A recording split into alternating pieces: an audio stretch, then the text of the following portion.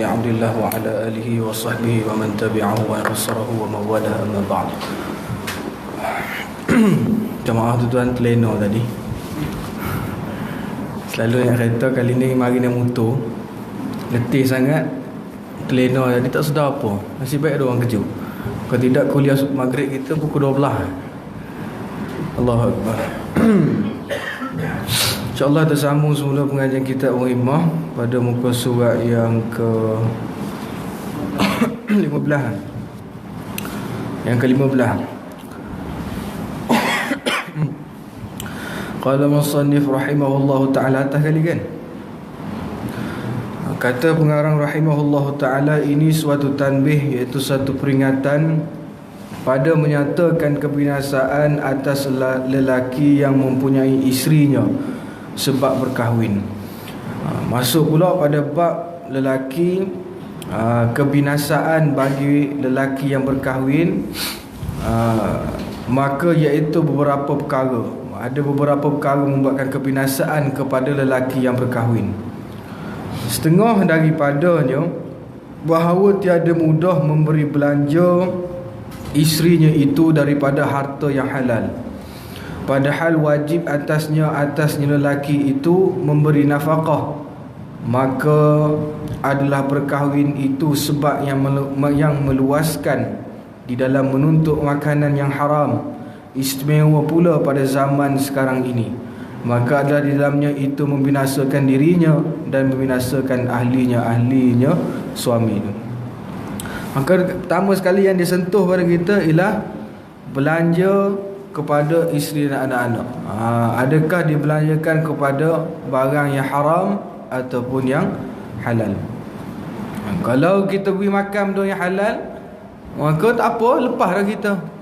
Tapi kalau kita bagi makan barang yang haram, maka asbab daripada itu membuatkan kita masuk ke dalam api neraka Allah Subhanahu Wa Taala.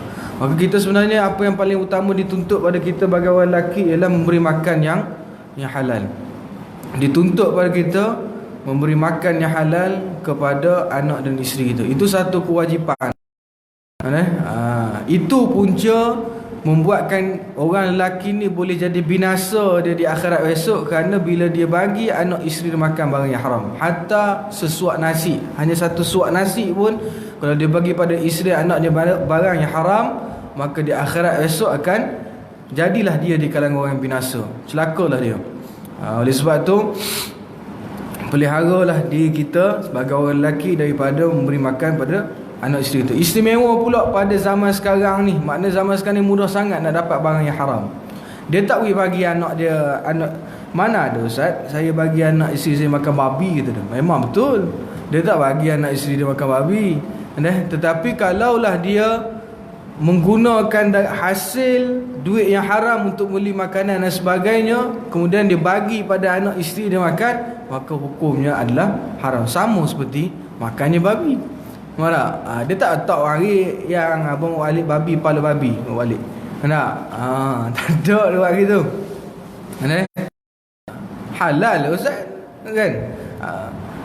Dia daripada mana usaha kita mendapatkan harta benda tu, itu yang akan dipertanggungjawabkan oleh Allah Subhanahu Wa Taala. Zaman ni pula adalah akhir zaman, zaman fitnah, zaman mudah orang nak mencari yang haram, nak cari yang halal malah.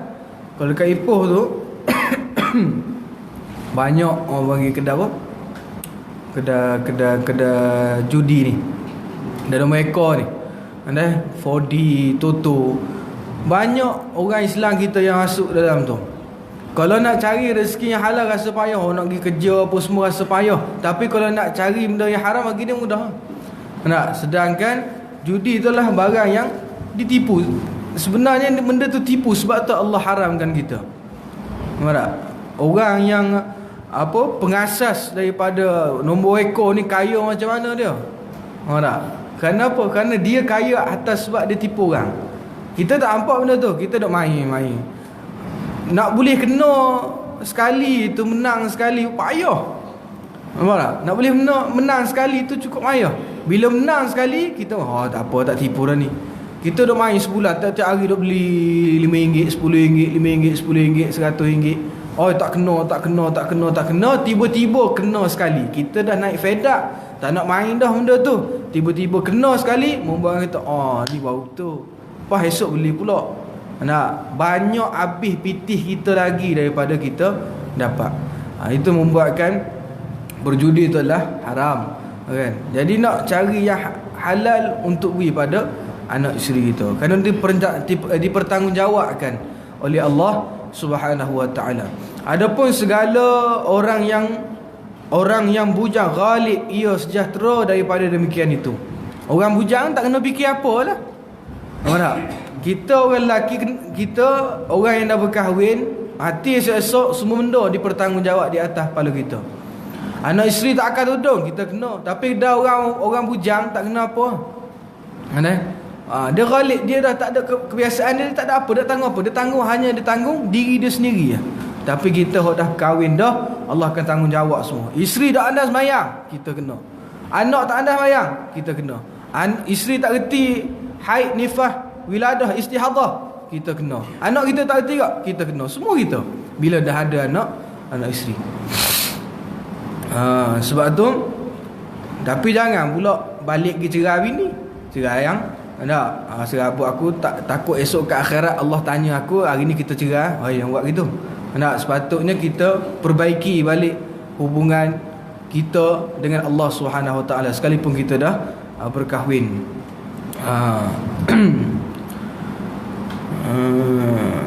Dan tersebut dalam hadis Nabi sallallahu alaihi wasallam bahawa sungguhnya seorang hamba Allah diperhentikan ia pada dekat neraca pada hari kiamat, dan adalah baginya daripada beberapa kebajikan seumpama bukit yang besar. Ada orang hamba Allah ni diberhentikan dekat dengan neraca, kemudian dia ni mempunyai beberapa kebaikan yang dia lakukan seumpama bukit yang besar. Kemudian maka ditanya akan dia daripada memeliharakan ahlinya.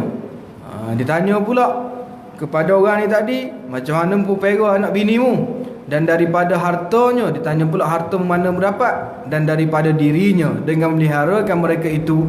Dan ditanyakan daripada hartanya, daripada mana ia mengusahakan akan dia, dan pada apa melanjarkan dia hingga habis segala amalan yang kebajikan. Dan dituntut balas bagi kejahatan itu, dan tiada tinggal baginya satu kebajikan jua pun, menyuruh oleh malaikat, yakni berteriak ia di hadapan orang yang banyak dengan katanya, inilah orang yang memakan akan segala amal kebajikannya itu oleh segala ahlinya di dalam dunia, dan terkaya ia pada hari ini dengan segala amalnya.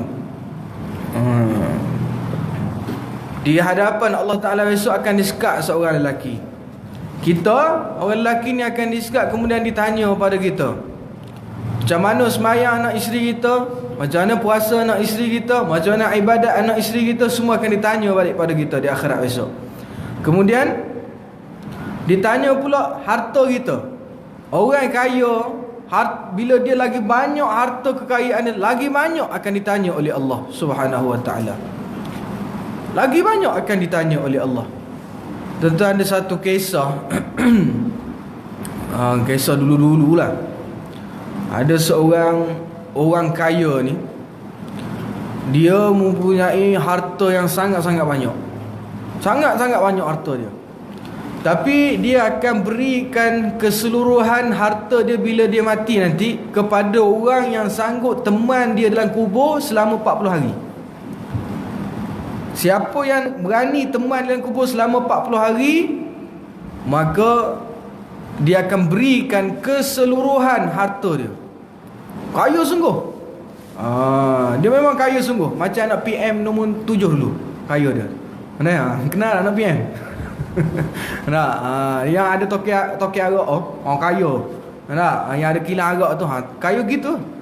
Kaya sungguh. Tapi dengan syarat dia kata, kalau siapa nak ke harta dia, mu kena teman aku 40 hari dalam kubur. Dicari-cari anak isteri dia semua tak nak teman dia. Semua tak nak. Tak ada siapa teman. Kaya sungguh. Akhir sekali dapat berita ni, bila anak isteri dia semua tak nak teman dia, siapa nak teman tak? Anak isteri yang kata sayang kita pun tak mau teman kita dalam kubur. Isteri kita hok paling rapat dengan kita, dia paling kuat teriak masa kita meninggal. Apa kalau suruh teman dalam kubur, tak nak, menggila kata dia. Walaupun hok mati tu lelaki dia. Kemudian bila dia naik, dia bagi tahu pada ahli keluarga, siapa pun tak nak. Kemudian dibuka kepada seluruh orang kampung. Bagi tahu pada orang kampung, siapa yang berani teman orang dalam kubur akan bagi. Semua orang tak berani, tapi ada seorang hamba Allah ni, dia berani, dan dia ni orang yang miskin. Dia kata, tak apalah, aku berani 40 hari. 40 hari aku berani, cuba beranikan diri untuk teman orang kaya dalam kubur. Lepas tu aku jadi kaya, dia kata. Tapi orang yang miskin, tuan-tuan, dia tak ada harta apa. Yang dia ada hanya satu kapak yang digunakan untuk ambil kayu lautan. Dia ada satu kapak. Orang miskin, dia ada satu kapak yang digunakan setiap hari untuk cari makan. Potong kayu apa semua, satu kapak tu je. Kemudian dia bagi tahu pada ahli keluarga, satu hari tu matilah orang kaya ni tadi. Bila orang kaya ni mati, kemudian dikuburkan, buat kubur besar sikit supaya 2 orang boleh masuk. Dia teman, bila siap tanam pun semua, dia masuk ke dalam tu dengan hanya satu kapak dia. Dia bawa kapak dia. Sebab itu je harta yang dia ada. Orang kaya ni mati dah lah, dia tak mati, tapi dia teman orang kaya dalam kubur. Pada hari pertama bila dikebumikan mereka ni, orang miskin tadi tu dia terkejut. Malaikat datang tak tanya pada orang kaya, tanya pada si miskin dulu. Malaikat hari, dia tak tanya pada orang kaya, dia tanya pada orang miskin dulu. Dia kata daripada mana harta yang mu dapat? Dia kata, aku ada satu kapak ni, tak ada nak benda lain. Lepas tu malaikat tak pergi pula. Esok malaikat mari pula. Malaikat tanya lagi pada dia, apa harta yang mu ada? Dia kata, aku ada satu kapak ni je. Malaikat pergi pula. Setiap hari malaikat mari tanya pada dia, daripada mana harta yang dia dapat, dan digunakan untuk apa harta yang dia ada. Dia cerita benda yang sama sampai hari yang ke-40. Bila orang pakat tunggu lah di atas. Pasal apa? Dia ni nak keluar dah. Orang pakat tunggu lah. Kata dia ni kaya sungguh lah. Memang akan jadi kaya. Pasal apa? 40 hari sungguh dia teman orang yang kubur. Bangunlah dia keluar dia daripada kubur, orang semua pakat tepuk tangan. Kira hebat lah. Marak, berani teman orang dalam kubur, kira hebat semua, dia tepuk tangan. Lepas tu bila tengok dia ni jadi gitu apa semua, tuan-tuan, ahli keluarga pun menunaikan janji yang si mati ni nak bagi segala harta kepada orang miskin tadi. Tapi orang miskin ni tolak. Orang miskin ni tolak. Dulu dia yang beria sangat, nak masuk dalam kubur, nak teman, nak jadi orang yang kaya. Apa kata orang miskin? Aku tak nak semua harta benda ni. Dia kata, aku tak nak, sikit pun aku tak nak. Kemudian dia kata, kenapa aku tak nak? Setiap hari aku dalam kubur, malaikat mari tanya aku pasal harta benda yang aku ada. Aku kata, aku ada satu kapak pun, hari-hari dia tanya. Kalau aku ada harta sebanyaknya, macam mana aku nak jawab? Hari-hari 40 hari aku dalam kubur, dia tanya pada aku hal kapak setiap hari. Satu kapak dia tanya pada aku setiap hari. Apatah lagi kalau aku punya harta yang banyak seperti mana yang aku akan dapat ni. Maka diberikan segala harta dia tu, dan dia terus hidup sebagai orang yang miskin. Buat tuan-tuan, kalau ada orang mati buat kita, berani tuan-tuan masuk kubur? Berani tak? Ada 4 bilion dia bagi kita. Siapa berani teman aku dalam kubur, aku bagi dia 4 bilion. Tak ada di antara kita yang berani, tapi orang ni berani. Tapi tuan-tuan tengoklah apa, dia mati, bila dia masuk saja dalam kubur tu, ditanya. Malaikat tak tanya pada orang kaya dulu, tanya pada dia dulu. Nampak tak? Malaikat tanya pada dia dulu, membuatkan dia tak tahu nak jawab apa. Setiap hari ditanya benda yang sama.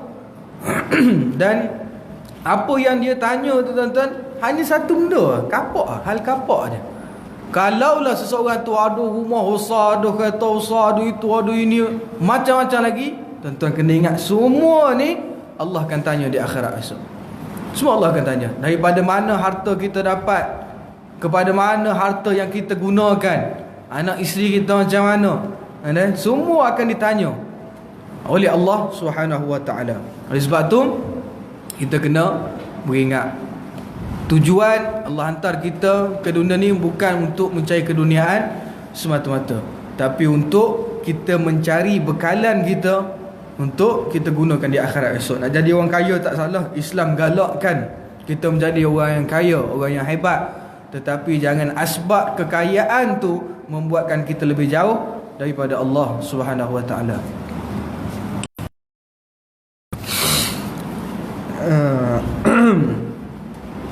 Dan diriwayatkan oleh setengah ulama bahawa sungguhnya pertama yang bergantung dengan seorang lelaki pada hari kiamat itu ialah ahlinya dan anaknya. Pertama sekali kita orang lelaki kena ingat, esok bila kita mati, esok orang yang nak bergantung pada kita, kita ni nak masuk syurga dah, tapi mari anak isteri kita mari bergantung dengan kita. Maka memberhentikan mereka itu akan dia antara hadapan Allah Ta'ala. Dia nak masuk syurga, tiba-tiba diberhentikan di hadapan Allah Subhanahu wa ta'ala. Maka berkata oleh segala ahlinya, anak isteri dia kata, apa katanya? Hai Tuhanku, ambillah olehmu bagi kami dengan hak kamu daripada lelaki ini. Dia kata, ada hak kamu ya Allah yang kami tak buat dulu. Semayang kami tak betul, yang kami tak betulkan apa semua dulu. Segala hak-hak yang mu tuntut pada hari ni, mu ambil daripada suami aku ni, mu ambil daripada ayah aku ni. Masa tu selok kita tuan-tuan. Tak? Anak isteri kita mayang betul lagi, Fatihah, isteri dan anak kita macam mana? Semua ni kita kena tanggungjawab esok. Bila dia nak masuk neraka, dia sekat kita, ya Allah, tok lelaki aku pergi masjid. Tok lelaki aku pergi main masjid semua, tapi buat apalah dia tak ajar pada aku agama. Aku buat salah ni sebab dia tak ajar. Dia sangkut benda tu pada kita. Tapi kita memang kena ingat, bahasanya akhirat esok kita akan dipertanggungjawabkan. Kecuali kita ajar dah isteri kita, anak isteri kita tak mau dengar, waktu cerita nombor 2. Pertama sekali tanggungjawab kita ceritakan hal agama kepada anak dan isteri kita. Kemudian, maka bahawa sungguhnya itu tiada mengajar akan kami akan suatu hukum yang kami jahil akan dia. Ayah kami, suami kami, ya Allah, tak ajar pada kami agama. Tak ajar langsung pada kami, kami jadi jahil sebab dia. Dia tak ajar tu sebab nak nikah bukan senang. Kita orang lelaki fikir aku sedap kau nikah, tapi nak tanggung tu. Pertama sekali bab agama. Terutama dalam bab agama, macam mana kita nak buat isteri kita ni biar bagi faham agama dan betul segala amal ibadat dia. Ni dia kata gitu. Dia kata sesungguhnya itu tiada mengajar dia ni, sesungguhnya itu tiada mengajar ia akan kami akan suatu hukum yang kami jahil akan dia. Kami tak terti hukum tu pasal suami kami tak ajar, pasal ayah kami tak ajar. Dan lagi adalah memberi akan kami daripada harta yang haram. Dia bagi kami pula makan harta yang haram. Padahal kami tiada mengetahui akan dia. Kami tak tahu kita nak lepas diri. Anak isteri kita nak lepas diri, dia buat gitu. Ya Allah, kami tak tahu apa. Ya Allah, kami tak tahu apa. Dia tu lelaki kami semua. Dia bagi kami makan yang haram. Dia tak ajarkan pada kami agama. Ini semua salah dia. Yang di dunia lu isteri kita duk kata sayang ke kita apa semua ke tuan-tuan, masa tu dia nak lepas diri dia. Isteri kita yang kata dia sayang pada kita apa semua, masa tu esok di hadapan Allah dia nak lepas diri dia. Dia letak semua kesalahan tu atas tekak kita. Dan memang atas tekak kita pun kita kena. Memang kita akan kena di hadapan Allah. Kecuali kita ajar dah anak isteri kita tak nak ikut, maka tu cerita lain. Tapi utama sekali ialah kita dah ajarkan pada anak isteri kita. Kalau tidak, di akhirat besok memang kita akan dipertanggungjawabkan oleh Allah Subhanahu wa taala. Dia tak atas tekak kita belaka. Ni Allah, inilah suami aku, dia tak ajar aku Fatihah, dia tak ajar aku syarat-syarat sah mayang, dia tak ajar aku buat puasa, dia tak ajar aku buat tu, dia tak ajar aku buat ni. Membuatkan aku leka, aku lalai. Ni semua suami aku punya salah, kata dia. Masa tu nak jawab apa kita? Kerana tuan-tuan malam ni kurang gelak sikit kena atas hidung ke kena? Tak, dia memang masuk bab orang lelaki kena pula. Dia sebelum ni kat setahun dah kita baca kitab ni, orang perempuan je kena. Ni kena pas kita pula. Tapi jangan risau, saya habis cepat. Tanya orang lelaki kita habis cepat.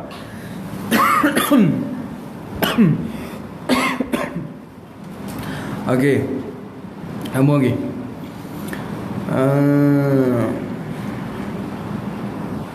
Dan lagi adalah memberi makan akan kami daripada harta yang haram, padahal kami tiada mengetahui akan dia. Maka ketika itu membalas Allah Ta'ala bagi mereka itu suami daripadanya dengan seksa yang amat sangat. Kena bala. Anak isteri kita punya tak semayang, kita kena tanggung. Buat tuan-tuan, bahaya. Sebab tu kalau kita tak mampu bagi anak kita tak mampu ajarkan pada anak isteri kita hal agama, maka wajib pada kita benarkan mereka untuk cari ilmu. Wajib suruh kita cari ilmu. Dan lagi sabda Nabi SAW, tiada mendapati akan Allah Ta'ala oleh seorang dengan dosa yang terlebih besar daripada dosa yang jahil segala isi rumahnya. Nabi kata tiada mendapati, mana dosa antara dosa-dosa paling besar ialah dosa seorang suami yang jahil agama dan anak isteri dia juga turut jahil agama. Ini antara dosa-dosa yang paling besar. Maka wajiblah atas suami mengajar ia akan isterinya akan segala i'tiqad ahli sunnah wal jamaah, daripada segala yang wajib bagi Allah Ta'ala. Siapa yang wajib ajar isteri kita bab tauhid ni? Kita lah. Kita wajib ajar. Balik pahisa je lagi, buka kitab Taqribul Ikhwan ke, buka kitab Misbahul Munir ke, buka balik kitab, panggil anak isteri kita baca. Tapi biar kita betul, jangan kita sengit. Ini nak mengajar semua, kita pun sengit juga. Biar kita kena betul. Dan bila mengajar anak isteri kita, kita pun sebut mukhalafatuhu ta'ala lil hawadith. Ada tuan-tuan tengok, ada satu video, saya baru dapat video ni tau. Ni bukan nak hantar orang tak, nak cerita. Adalah orang ni, dia duk cerita hal-hal makrifat yang tak habis-habis kan. Jadi adalah ramai ustaz-ustaz yang hantar perbuatan itu, ucapan yang keluar daripada mulut itu memang salah. Jadi ada orang yang backup, dia buat video berdua, tangkap gambar gitu. Dia kata apa? Aku respect dengan hang ni satu perkara, dia kata. Aku respect dengan hang ni satu perkara. Bila dia tanya apa dia tu? Hang ni ada sifat mukhalafatuhu ta'ala lil hawadith. Mukhalafatuhu ta'ala lil hawadith adalah sifat wajib bagi Allah, dia pakaikan kepada manusia. Habis akidah dia habis tu. Main-main tuan-tuan ni. Sungguh ni bukan benda betul. Saya ada video dia. Orang hantar saya, dia ada video dia yang penuh. Saya tengok video dia yang penuh. Kemudian video yang akhir pada kata-kata dia tu, dia kata gitu, aku respect dengan hang ni pasal hang berdiri atas diri hang sendiri. Kita ni tuan-tuan semua berhajat. Bila sebut makhluk, kita ni semua berhajat. Marah? Kita ni semua berhajat. Mana kalau kita tak berhajat pada manusia pun, kita berhajat pada Allah. Sebab kita makhluk. Allah ni dia berdiri dengan sendiri kerana dia tak berhajat pada sesiapa.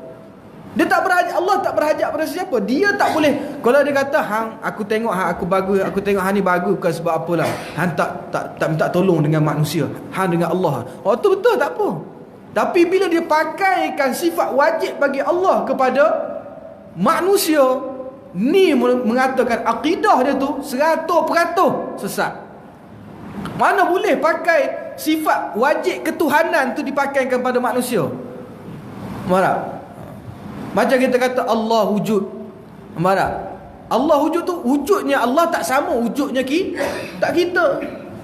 Tak sama wujud dengan kita. Kita tak boleh nak menggunakan perkataan wujud tu pada diri kita. Pasal apa? Pasal kita ni ada kemusnahan. Kita diciptakan dan pasti ada kemusnahan pada kita. Tak boleh letak pada kita. Qiyamuhu ta'ala binafsih, tak boleh kita nak letak pada manusia. Akhir zaman ni jadi gitu tuan-tuan. Sebab tu pegang sungguh dengan akidah ahli sunnah wal jamaah. Nak samakan manusia, sifat wajib Tuhan tu nak disamakan dengan manusia. Rosak habis tuan-tuan akidah. Duk kata makrifat sangat. Makrifat sangat sampai tahap nak samakan orang tu, sifat Tuhan nak disamakan dengan manusia. Allahu Akbar. Nak tak khusyuk solat, tak payah solat. Untung Faham tak? Dia pergi satu masjid, di masjid di KL, dia pergi masjid negara. Dia cerita sendiri ni, aku pergi masjid negara. Dia pergi masjid negara, semayang di masjid negara. Tiba tengah-tengah semayang tu dia kata dia tak khusyuk. Masa tu dia bila dia tak khusyuk, dia kata aku tak nak tipu diri aku dengan Allah, aku nak keluar daripada solat. Sedangkan kalau kita tengok dalam kitab Kifayatul Ghulam, Kifayatul Ghulam ni kitab yang paling rendah pada budak-budak yang mengaji. Perkara-perkara yang boleh membuatkan kita berhenti daripada solat. Kalau kita berhenti, kita mengatakan aku tak khusyuk, aku keluar daripada solat, haram hukum dia. Bukan boleh keluar daripada solat sengaja. Orang yang was-was ni pun banyak melakukan benda yang haram. Contoh, dia angkat takbir, Allahu Akbar. Bila sebut Allahu Akbar gitu, tiba-tiba dia kata tadi kali lagi Allah. Dia berhenti bila dia sebut akbar je, dia dah dalam semayang. Kalau dia berhenti semayang dia dengan sengaja, disebabkan was-was dia, haram, dosa dah dia. Bukan boleh berhenti suka-suka semayang. Marah, ada beberapa belah perkara yang boleh membuatkan kita ni berhenti daripada semayang. Ini kalau disebabkan tak khusyuk. Marah, khusyuk ni panggil ihsan. Ihsan ni pula barang yang menyempurnakan ibadat kita pada Allah. Semayang kita tak khusyuk, semayang kita tak batal. Yang paling penting, niat kita tak berubah. Contoh, kita semayang, kita niat dah, aku dah semayang, kemudian otak kita ni fikir kot lain. Ada tak di antara tuan-tuan bila dah angkat takbir, tuan-tuan rasa tuan-tuan dengan Allah? Ada tak kat sini? Ada tak? Allahu Akbar, memang kita dengan Allah masa tu. Tak ada dah hal-hal dunia ni semua, tak ada dah. Ada tak? Tak ada.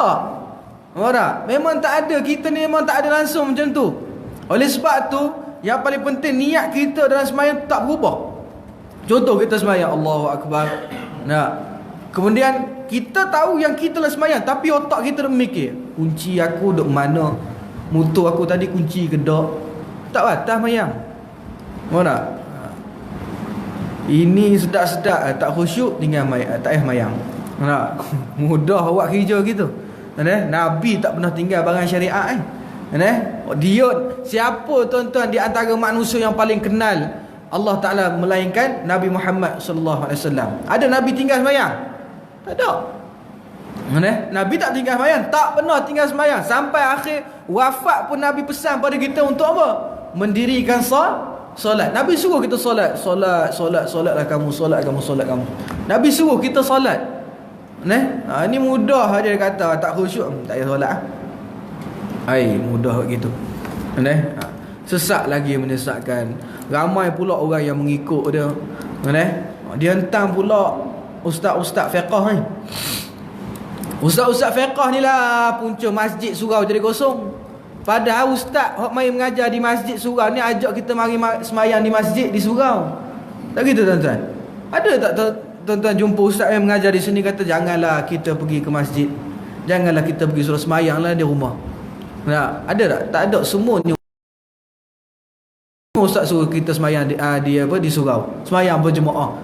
Dia kata ustaz-ustaz ni lah punca masjid surau kosong. Sepatutnya dia lah punca, pasal dia ni orang kata apa? Tak khusyuk, keluar terus daripada semayang, lama kosong lah masjid tu.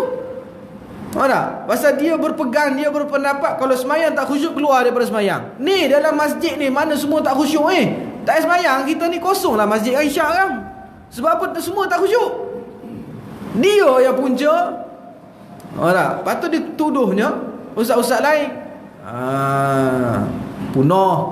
Lepas tu duk sebut kata barang ilmu laduni. Tu ilmu laduni. Tuan-tuan pernah dengar ilmu laduni? Ilmu laduni ni, kalau dia dapat ilmu laduni ni barang yang Allah bagi direct. Allah bagi direct terus pada seseorang tu. Tapi kalaulah dia mengamalkan ilmu apa yang dia dah ada sekarang, kita nak boleh ilmu laduni ni, makam kita bukan biasa-biasa tuan-tuan. Nak boleh ilmu laduni, makam kena tinggi tu. Para awliya, para nabi, para rasul boleh lah dapat ilmu laduni. Kita ilmu laduni apa? Duk kedai kopi kepung isap okok. Lepas tu malam kata, man tadi aku boleh ilmu lah dunia, mudah buat kerja gitu. Nak?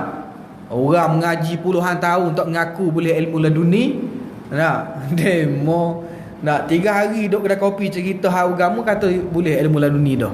Sedap lah gitu. Sebab tu tuan-tuan, kita yang paling penting sekali membetulkan akidah kita. Kita betul akidah kita, pas betul akidah anak isteri kita. Lah ni ramai tuan-tuan orang muda yang ikut orang-orang gini. Ramai orang muda yang ikut orang-orang yang macam ni.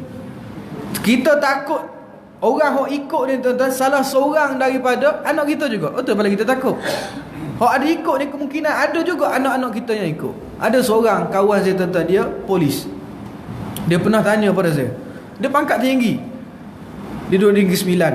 Dia tanya pada saya, "Ustaz, boleh tak saya nak ikut orang ni?" Dia tunjuk gambar orang tu. Dia tunjuk gambar orang tu. Dia kata, "Ustaz pernah dengar pasal orang ni?" Kata, "Pernah dengar." "Boleh tak saya nak?" Sebab saya tengok dia macam luar biasa, Ustaz. Dengan rambut dia macam tu, dengan pakaian dia macam tu. Saya tengok, memang dia ni macam lain macam. Lepas tu boleh cerita hal agama, membuatkan orang macam wow. Kalau orang yang cerita hal agama pakai piyah, pakai serban ni, pakai jubah ni, barang biasa dah. Tiba-tiba orang rambut macam Bob Marley cerita hal agama, dia macam wow gitu. Nampak tak? Dia rasa macam terpegun lah. Sedangkan luaran dia tu telah melakukan apa yang Nabi haramkan dah. Tu rambut tu, rambut tu panjang-panjang gitu dah. Dah ikut cara orang kafir tu. Siapa buat tu? Bob Marley. Thailand seorang ada Bob Marley seorang Thailand. Tu cecam camai cencap kap candai tu. Dah sungguh. Di Thailand tu seorang ada. Dia apa gitu? Man tashabbaha biqaumin fahuwa minhum. Barang siapa yang mengikut salah satu kaum, termasuklah kaum kafir, maka dia tergolong dengan kaum tu. Yang hadis ni ulama bahas dah. Termasuk dalam segi pemakaian, termasuk dalam segi akidah. Siapa yang mengikut cara orang kafir, dia tergolong dengan orang kafir. Molek-molek rambut Allah cipta jadi buat supaya orang kita sudah ni buat rambut panjang gitu.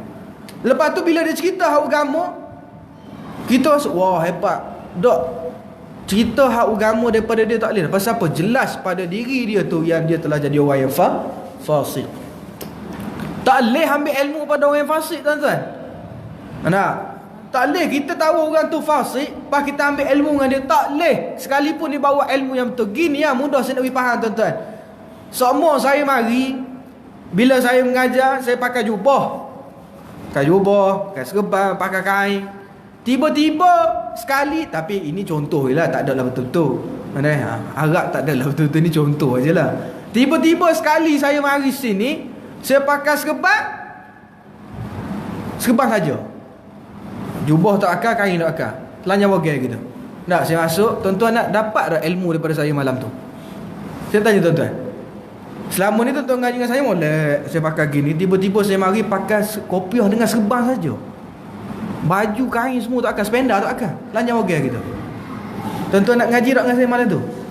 Silat-silat tuan-tuan tak izinkan saya duduk atas meja ni. Betul tak? Bagi ya? Tiba-tiba keluar dari tu, alamak, Ustaz apa khair Ustaz oi? Tak sejuk ke kata dia. Kan? Dah kenapa Ustaz tu tiba keluar daripada sini serban cantik dah. Comel dah serban dah. Tu bawah air kosong. Tak? Tuan-tuan boleh tak? Tuan-tuan nak ambil ilmu pada saya. Padahal saya ngajar benda betul. Saya ngajar benda betul. Saya buka kitab, rujukan kitab Quran, hadis rujukan kita. Tapi tuan-tuan nak ambil tak ilmu pada saya? Nak? Kalau nak bagus ya. Nak? Tak nak lah. Pasal apa? Luaran tu nampak saya tak betul dah.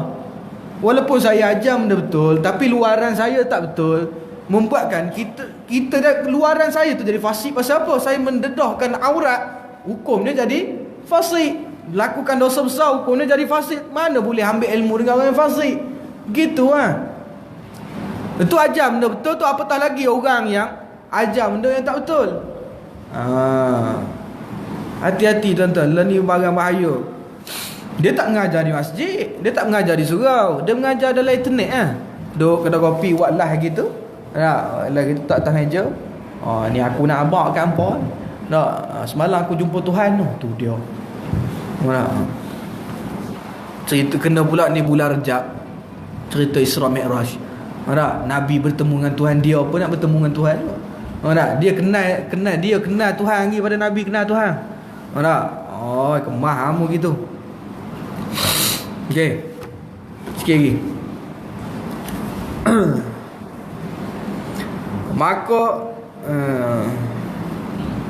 Maka wajiblah atas suami mengajar ia akan isterinya akan segala i'tiqad Ahlus Sunnah wal Jamaah daripada segala yang wajib bagi Allah Taala. Maka kita lah yang wajib ajar isteri kita sifat wajib bagi Allah. Apa dia? Dan mustahil atas sifat Allah Taala tu. Kemudian dan harus sifat harus bagi Allah padanya, dan wajib pula menyatakan segala aqidatul iman. Ni basic agama yang wajib kita berikan pada anak isteri kita. Tu basic agama. Tu. Dah tak ui makan semua benda ni, kita getik, kita tahu kita ui makan ke darah aja tak? Jarang nak ajar anak isteri kita mai mengaji agama, nak ajar anak isteri kita agama. Hak kita ajar apa dia? Zomba ke zombie. Hak gitu. Dah gedung. Kita aja hak tu lah. Nak? Duk taman depan rumah, buka lagu. Nak? Poco-poco lagu lengga-lengga patah-patah tu. Nak? Kita duk ajar anak isteri kita gitu. Duk joget kena joget kat ni, joget kat ni. Aqidatul iman kosong. Esok kalau Allah mana akidah tu? Melenggang patah-patah buat gitu. Boleh tak? Utamakan akidah. Dan demikian lagi wajib atas suami mengajar hukum sembahyang dan barang sebagainya. Kita yang wajib ajar isteri kita. Isteri kita berapa kali tuan-tuan duk niat sebelum sembahyang ni? Sedangkan dalam mazhab Imam Syafi'i, niat ketika mengangkat takbir Allah, masa tu niat. Kita siapa wajib ajar? Suami. Daripada segala yang halal dan yang haram, seperti meninggalkan mengumpat-ngumpat. Suami kena pesan isteri semua yang boleh nak ngumpat. Sebab apa dia kata gini? Sebab orang perempuan memang kaki mengumpat. Tapi kalau suami yang membiarkan, maka suami itu apa lebih kurang? Kena juga orang ngumpat. Kena juga. Mana boleh kita kena. Sebab tu kita tengok isteri kita ngumpat ya. Duk ngumpat haram, dosa. Mengumpat ni seperti mana makan daging saudara Islammu sendiri. Pesan gitu pada isteri kita. Bahaya masuk neraka. Awak yang bila isteri kita dengar cakap gitu, dia tanya pula dia kata, dah abang seorang masuk syurga? Selok kita nak jawab. Saya masuk neraka lah, abang lah masuk syurga gitu. Selok kita. Orang pandai jawab. Kita marah dia, jangan buat gitu ya, dosa masuk neraka nanti. Dah abang seorang masuk syurga, saya je semua masuk neraka, abang je syurga. Dan dia tanya gitu pada kita. Lebih susah daripada soalan ketika mana nak Tok Kadi tanya ketika nak nikah. Okey, dan mengadu-ngadu pesan pada bini boleh ya, untuk mengadu-ngadu orang, dan memeliharakan segala najis. Isteri kita istinja. Kita wajib ajar isteri kita istinja. Ni tahu kecil merah, basuh gitu je. Tak boleh. Dia ada kaedah membasuh dia. Buang air besar, buang air kecil. Siapa wajib ajar? Kita suami.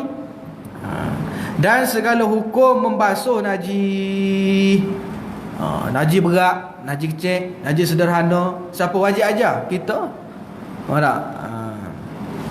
Dulu nak cerita, ada seorang ni punyalah malah mengaji. Ni berlaku di tempat saya, tuan-tuan tahu tak? Dalam masjid ginilah, dia ada kaedah dia. Kalau tiba-tiba, kalau tuan-tuan tengok kan, tiba-tiba katakanlah ada kucing berok situ, kan? Dia ada kaedah dia nak basuh. Tapi orang ni kalau cakap agama macam dia seorang pandai agama, tapi punya bodohnya dia pergi guting bulat.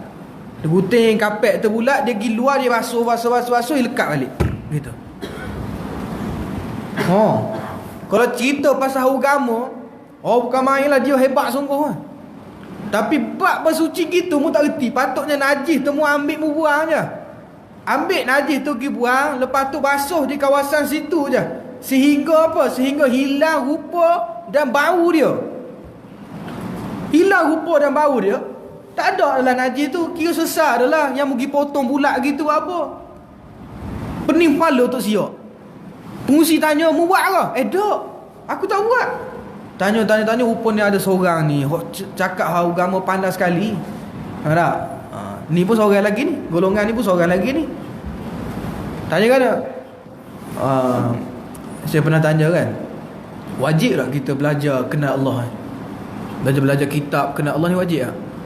Dia kata, dia jawab tak wajib. Terkejut saya, dia kata tak wajib. Lepas tu saya kata, lepas tu kalau kita tak belajar, macam mana kita nak kenal Allah? Hang ikut aku keluar 4 bulan, hang boleh kenal Allah. Kata. Wow, amazing. Luar biasa. Nak 4 bulan je boleh kenal Allah. Hebat kamu gitu. Nak orang ngaji nak kenal Allah ni.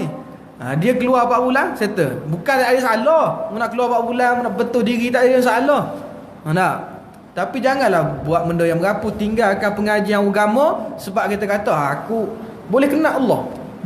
Boleh dapat ilmu ni. Nak. Bila kita keluar, dia kata boleh macam-macam ilmu. Nabi mengaji boh. Mu sedap awak kata gitu. Okey. Sikit lagi nak baik. Jadi wajib pada kita orang lelaki ajar pada isteri kita buat mayang, semua wajib atas kita. Dan demikian lagi wajib atas suami itu bahawa belajar akan bicara haid dan nifas dan hukum. Dan wajib pula ia mengajar yang demikian itu akan isterinya. Dan wajib pula mengajar bagi mandi janabah dan mandi haid dan nifas dan wiladah. Masuk haid nifas. Siapa wajib ajar pada isteri kita? Apa dia haid? Haid ni minimum dia berapa hari, maksimum dia pula berapa hari. Baru lepas pada ini tahu tengok tubik darah, haid. Ada darah yang bukan haid, dia panggil sebagai istihadhah, darah penyakit. Mana? Tu sebab kita kena mengaji bab haid ni. Dia minimum dia 1 hari 24 jam minimum haid. Maksimum dia 15 hari haid. Nah, lepas daripada tu maka dia bukan lagi haid. Dia bukan haid dah lepas pada tu. Dia akan jadi kira darah istihadhah. Dah kalau kena darah istihadhah, tahu dah darah penyakit, lepas tu macam mana? Tak payah semayang tinggal masa darah. Dah boleh. Kena wajib semayang. Darah istihadhah, darah penyakit wajib semayang. Tak boleh tinggal semayang. Bila tengok gitu darah gitu, pergi masuk bilik air, cuci bagi bersih. Sampai tak ada darah, ambil kapah ataupun apa-apa yang boleh memberhentikan seketika darah tu sumbat, lepas tu mu kena semayang. Tapi ingat nak semayang seterusnya, pergi cek pula, tubik lagi darah, bersihkan, kena buat gitu. Darah istihadhah, darah penyakit. Ini asal tengok merah tinggal mayang, asal tengok merah tinggal mayang. Siapa nak tanggung esok? Kita. Kita orang lelaki nak tanggung esok. Pasal apa? Tak berajak ke isteri kita. Kita kena ajar isteri kita mandi junub. Yang mandi junub gini abang ajar. Masuk bilik air sekali. Gini cara mandi junub yang tunjuk ada isteri kita gini. Allah ustaz, kami 30 tahun kami tak kena ajar dah. Kena ajar. Orang lain lah kalau dia mandi junub ni ada beberapa kaedah. Kita mandi kalau dulu pakai beldi, ambil air gayung panggil apa sini, cetong. Sini panggil apa? Cetong, cebok. Ambil cebok, tok sini buat satu-satu dia kaedah dia, kepala 3 kali sebelah badan, 3 kali sebelah kiri, 3 kali. Itu kaedah dia. Tapi kalau kita nak buat sekali belakang boleh, tapi ingat kena yakin, kena tinggi. Tu macam contoh semayang lah. Sebelum daripada semayang disunatkan kita baca surah An-Nas. Sebab apa disunatkan kita baca surah An-Nas? Allazi yuwaswisu fi sudurin nas. Bisik-bisikan syaitan pada manusia ni, bisik pada kita untuk buat benda jahat. Nampak tak? Sunat baca, tapi tika mandi junub jangan baca pula. Duduk dalam bilik air dah. Qul a'udzu binnas, malikin nas. Kacau. Waktu kena yakin sungguh. Mandi junub ada beberapa kaedah. Guna air shower pun boleh. Lepas tu guna air paip pun boleh, pakai paip gitu boleh belaka. Tapi kena betul cara kaedah dia. Pastikan air kena pada tubuh badan baru niat. Ini dia kata, macam mana nak bagi kena air kena tunggu niat? Bukan macam tu maksud dia. Bagi air tu kena. Tuan-tuan buka paip, buka air shower, tak kena air atas kepala. Tak payah kata sekejap, 3 jam kena atas kepala baru niat boleh. Faham tak? Kita niat. Sama juga macam mandi junub dalam kolam. Saya ada buat video gitu. Cara-cara mandi junub dalam swimming pool. Saya ada buat gitu. Video cara-cara mandi junub dalam swimming pool. Tapi saya tak mandi junub ketika tu, saya buat cara je, contoh je. Ada orang kata, "Ustaz, mandi junub dah." Saya buat malam. Saya pergi di KL lah gitu. Pergi, ada orang jemput saya recording lagu nasyid. Dia buat satu lagu nasyid. Kalau tuan-tuan kenal komposer dia, S. Atan. Saya rasa bayi-bayi tuan-tuan juga ikut S. Atan. Dia buat lagu tu, kemudian dia panggil saya untuk menyanyi. Main-main aku artis lah ni. Dia panggil saya untuk pergi menyanyi. Lepas tu diorang sediakan saya hotel yang ada swimming. Tahu? Jadi bila tengok ada hotel yang ada swimming, saya seorang masa tu. Malam tu saya tengok daripada atas. Siang duk buat recording apa semua. Malam tu tak ada buat apa, saya tengok, oh sedap ni, pergi mandi turun bawah. Lepas tu kata, bagus ni, saya buat video cara mandi junub. Panggil security guard, "Bang, mari sekejap, tolong." Tolong pegang telefon saya nak buat video. Saya buat. Dia mandi junub mudah ya. Masuk je kita dalam swimming tu tadi, sambil mandi kita boleh ucapkan saja aku mandi janabah. Nawaitu rafa'al hadas. Ikut kita nak pakai niat guna. Yang paling penting, niat kita tu membawa kepada maksud yang sama. Saja aku mandi junub, saja aku mandi janabah. Tak kira macam mana pun sekali niat kita, yang paling penting kita dah duduk dalam air, lepas tu baru kita niat. Niat bukan di mulut, niat ni di hati kita ni. Mulut menguatkan niat di hati. Kita sebut di mulut tu sebenarnya untuk menguatkan niat kita di hati. Yang tak sahnya mandi junub bila kita niat nawaitu sama qadin. Itu tak sah. Maksudnya nawaitu sama qadin, tak boleh. Memang tak sah lah mu punya ni. Okey tuan-tuan, sikit lagi. Dia bangun tidur, dia segar. Dia malas nak berhenti.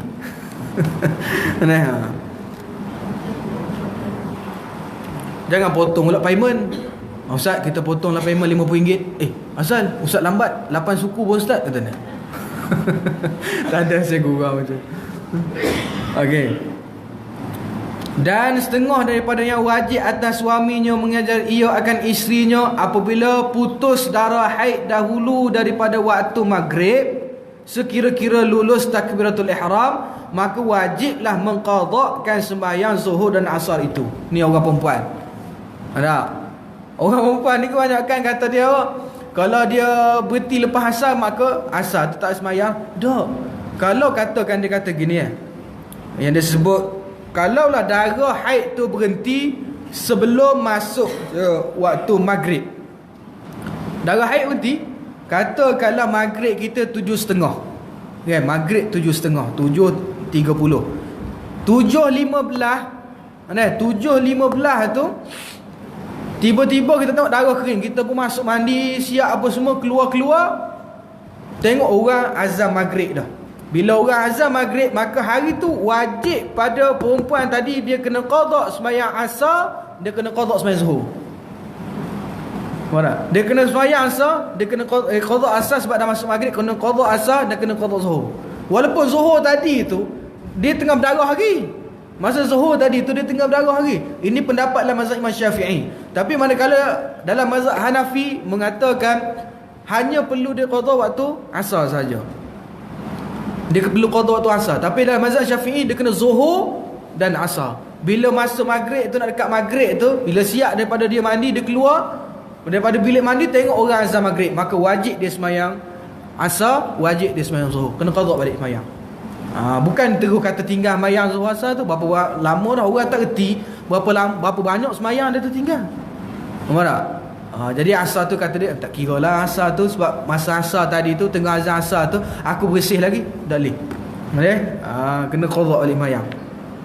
Dan manakala putus darah haid itu dahulu daripada waktu subuh, sekira-kira lulus takbiratul ihram, maka wajib atasnya qada sembahyang maghrib dan isyak.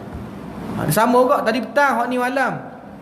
Mak katakan masuk subuh pukul 6 pagi. 6 pagi subuh, 6.45 darah ia kering, ia pergi mandi siap masuk subuh, keluar daripada bilik mandi dah masuk subuh, maka wajib atas dia untuk sembahyang malam. Apa dia? Maghrib dan Isyak, wajib dia qada. Tu. Dan apabila mengajar oleh suaminya dengan segala hukum yang tersebut itu, maka tiadalah harus bagi isterinya itu keluar kerana belajar yang demikian itu. Tak boleh dah isteri nak tubik. Pasal apa? Suami ajar dah. Suami ajar dapat fardu ain, maka isteri tadi tak perlulah nak keluar daripada rumah untuk mengaji ilmu agama. Siapa? Suami dia boleh ajar. Suami boleh ajar bab haid, suami boleh ajar bab sembahyang, suami ustaz. Suami tok imam boleh hajar semua pada isteri siap dah, maka isteri tadi tak boleh keluar rumah pergi mengaji tempat lain. Kalau dia minta izin suami dia, tak apa suami izin. Kalau suami tak izinkan, haram bagi isteri walaupun dia mengaji hal agama fardu ain tak. Tapi kalau isteri dia, suami dia boleh mengajar, maka wajib pada dia untuk dengar hak suami dia je.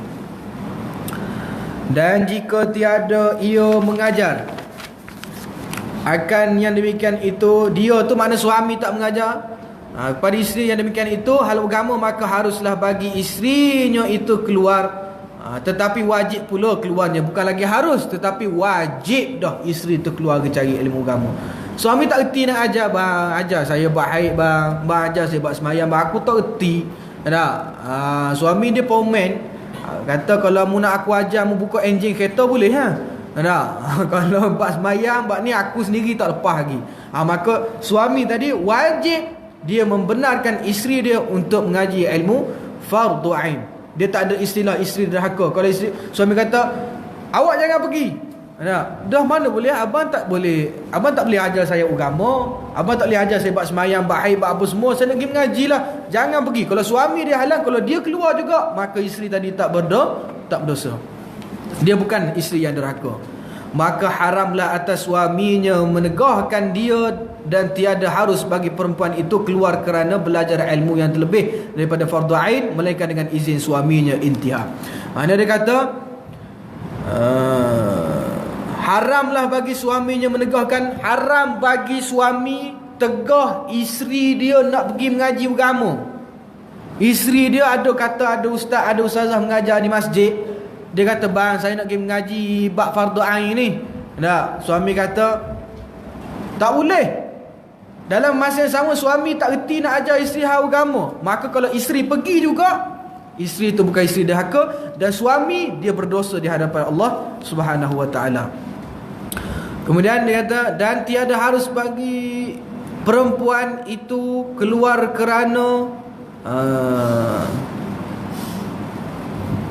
belajar ilmu yang terlebih daripada fardu ain, melainkan dengan izin suaminya.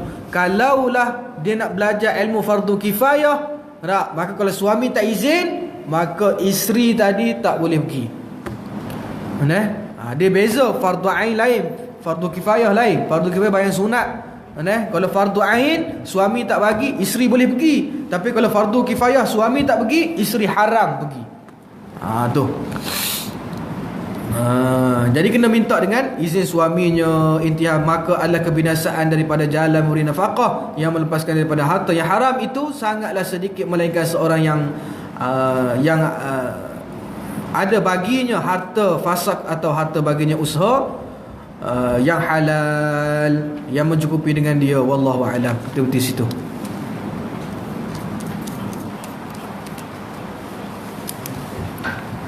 Ini apa bulan? 12.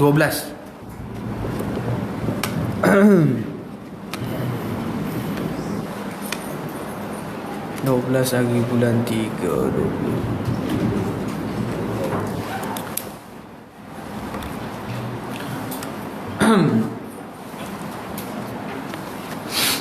Tuan-tuan, insya-Allah mohon maaf banyak, insya-Allah panjang umur rezeki, kita sambung lagi pengajian kita pada masa yang akan datang.